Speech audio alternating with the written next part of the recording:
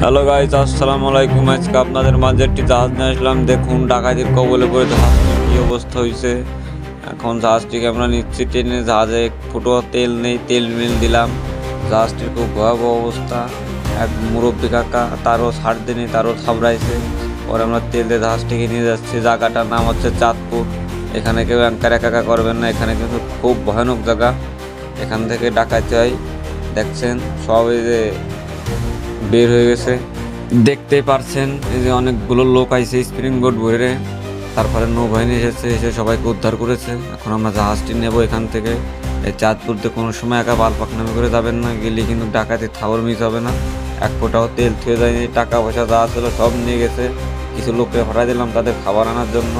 এই যে দেখতে পারতেছেন অন্য জাহাজের মাস্টার ড্রাইভার বলতেছে ওখানে বান্ধব, স্টোভের মাথায় বুদ্ধি কম, তাই শুনতেছে খালি গাই।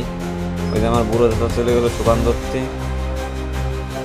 এই যে দেখতে পাচ্ছেন মাস্টার আর একজন।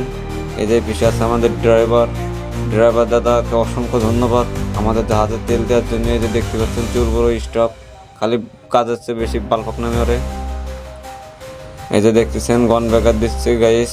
আপনাদের জন্য ভিডিওটা ভালো লেগে থাকে তবে অবশ্যই সবাই লাইক কমেন্ট করে চ্যানেলটি সাবস্ক্রাইব করে আমাদের পাশে থাকবেন। অবশ্যই আপনাদের ভালো ভালো ভিডিও দেওয়ার চেষ্টা করব। আর আপনাদের কোন ধরনের ভিডিও ভালো লাগে অবশ্যই কমেন্টে জানাবেন। এই যে দেখতে পাচ্ছেন এই যে হচ্ছে দাদা, গোপালপুর বাড়ি। ইনি অনেক ভালো একটি লোক। ইনার জন্য আজকে আমাদের জাহাজটি এখান থেকে নিয়ে যাওয়া হচ্ছে। দেখতে পাচ্ছেন ওই যে ওই জাহাজে মাস্টার বসে আছে, খুব চিন্তায় আছে।